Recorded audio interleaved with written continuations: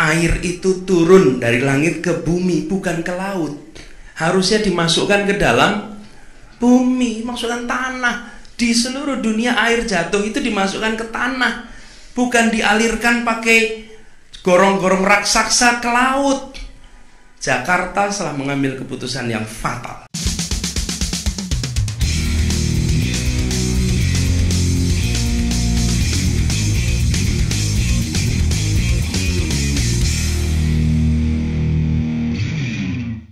Nonton Anies Baswedan memimpin Jakarta ini emang asik, banyak lucu-lucunya.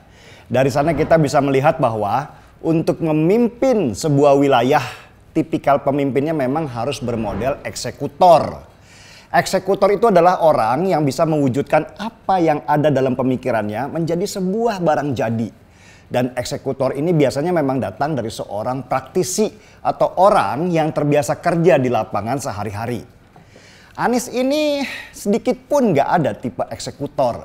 Dia itu lebih ke konseptor. Konsepnya banyak, mimpinya banyak, tapi Anies sendiri tidak bisa mewujudkan apa yang ada dalam pikirannya menjadi barang jadi. Nah, seharusnya ketika Anies sadar dia tidak bisa mengeksekusi apa yang ada dalam pikirannya, dia bisalah mencari anak buah dengan tipikal eksekutor kuat di lapangan. Seperti Pak Jokowi yang punya komandan lapangan bernama Basuki Hadimulyono, Menteri PUPR, untuk mewujudkan apa yang ada dalam pikirannya tentang infrastruktur di Indonesia. Mimpi Jokowi terwujud dalam bentuk jadi kan? Anies enggak, dia malah lebih senang milih para penjilat di sampingnya. Mungkin memang dia tipenya yang suka dijilat, tidak suka dikritik atau dibantah. Pengen menang sendiri dan tidak mampu berkomunikasi dengan baik dengan para bawahannya. Kalau ngobrol sama Anies pasti satu arah. Dia mulu yang ngomong dan anak buahnya disuruh mendengar 3 jam lebih dia bicara merangkai kata-kata. Nah, tipikal yang dominan bicara di sebuah forum meeting itu biasanya orangnya lemah secara teknis, nggak ngerti apa-apa. Jadi kalau anak buahnya bicara teknis pekerjaan, model seperti Anies biasanya cuman bengong. Karena itulah dia menutup kelemahannya dengan banyak bicara. Banyak bukti kalau Anies memang nggak bisa kerja. Contoh rumah DP 0% yang belum mulai pembangunannya saja sudah diubah namanya jadi DP 0 rupiah. Dia gagap sendiri sama janjinya waktu kampanye. Karena dia sendiri nggak ngerti gimana sih cara mewujudkan apa yang dia pikirkan. Dia perintahkanlah ke anak buahnya supaya bisa mewujudkan rumah DP 0 rupiah. Anak buahnya yang bego-bego itu ya nggak ngerti juga. Paling cuman bilang, siap bos. Tapi nggak paham dari mana harus memulai. Jadi wajar aja kalau progres pembangunan rumah DP 0 rupiah lambat banget kayak keong yang jalan pakai tongkat. Nah, ketika Anies tanya ke anak buahnya, gimana rumah DP 0 rupiah? Udah selesai?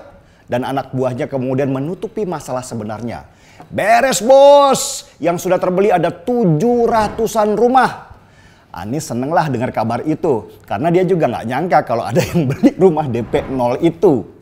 Ya iyalah, rumah DP 0 rupiah itu tadinya direncanakan buat orang miskin. Tapi nggak mungkin karena nggak ada bank yang mau cover kreditnya.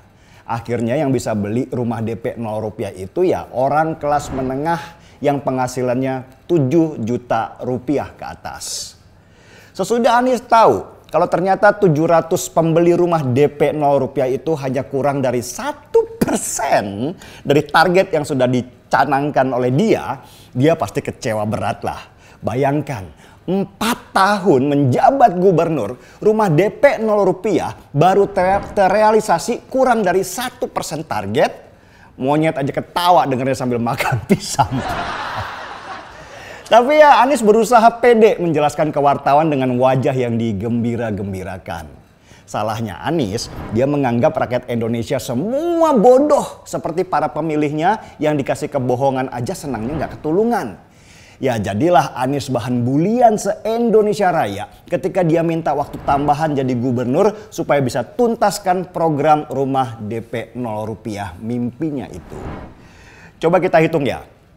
Selama 4 tahun Anies baru bisa membangun rumah DP 0 rupiah cuman 0,26% dari target 100%. Berarti setahun Anies cuman bisa merealisasikan 0,065% pembangunan. Nah, ini pertanyaan matematika dasar. Butuh berapa tahunkah Anies jadi gubernur supaya rumah DP 0 rupiah terrealisasi 100%? Mungkin nanti kalau cucunya Jan Etes akhirnya jadi presiden. Yang jadi pertanyaan banyak orang adalah, Anies mau ngapain sih sesudah nggak jadi gubernur? Ya seperti kita tahu, jabatan Anies Baswedan akan berakhir Oktober 2022. Atau setahun lagi lah dia akan turun. Setahun lagi Jakarta bisa bernapas dengan lega. Mau jadi calon presiden, berat untuk Anies. Karena Pilpres masih tahun 2024 dan Anies sudah mundur dari gubernur tahun 2022. Dia nggak punya panggung lagi di tahun 2023. Biasanya kalau nggak punya panggung, namanya di survei otomatis akan turun. Orang akan lupa karena akan muncul tokoh-tokoh baru yang meramaikan pesta demokrasi. Anies juga nggak punya partai, jadi dia akan susah untuk memainkan irama supaya namanya tetap eksis di dunia politik. Ini mungkin saran saya buat Pak Anies ya, kalau sudah nggak lagi jadi gubernur. Yang pertama, jadi tokoh agama aja Pak. Pak Anies cocok kok bersanding sama Sugi Nur. Yang satunya merangkai kata, satunya lagi hanya bisa memaki-maki saja. Jadi perpaduan yang kontras itu bisa membuat orang tertarik untuk datang ke acaranya. Yang kedua, ikuti langkah Novel Baswedan Pak, jadi YouTuber. Minimal Pak Anies bisa eksis dan kalahkan Atta Halilintar sama Dinar Candy dengan aksi-aksi sensasionalnya. Coba deh dandan jadi pengemis kayak Atta sambil ngeprank netizen. Yang ketiga, jadi developer. Kan sudah ada pengalaman bangun rumah DP 0 rupiah. Yang keempat, bisa juga jadi marketing asuransi. Pak Anies kan jago ngomong, jago merangkai kata-kata. Siapa tahu orang bisa terbuai sampai ketiduran ketika Pak Anies bicara menawarkan produk berjam-jam tanpa berhenti. Banyak kok yang bisa dikerjakan Anies ketika nggak jadi gubernur nanti. Asal jangan jadi presiden, karena bisa hancur negara ini nanti.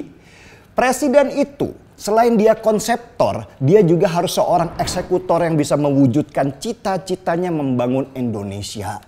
Kalau Anies paling hanya bisa membangunkan ayam tetangga yang biasanya bangun paling subuh sambil berkokok kencang. Setidaknya dia bisa bangga. Woi ayam, akhirnya gue bangun duluan. Udah jangan dimasukin hati loh Pak Anies Baswedan. Saya sayang kok sama Anda. Buktinya saya sudah bersusah payah memikirkan karir Anda ketika tidak menjabat lagi nanti. Soalnya kalau sudah pernah ada di posisi puncak dan tidak lagi mendapat kenyamanan dan perhatian banyak orang, Anda bisa kena stroke loh karena post power syndrome. Seruput kopinya dulu, siapa tahu kita kelak bisa duduk sambil ngopi-ngopi cerita tentang banyaknya kegagalan Anda saat memimpin Jakarta nanti. Seruput kopinya.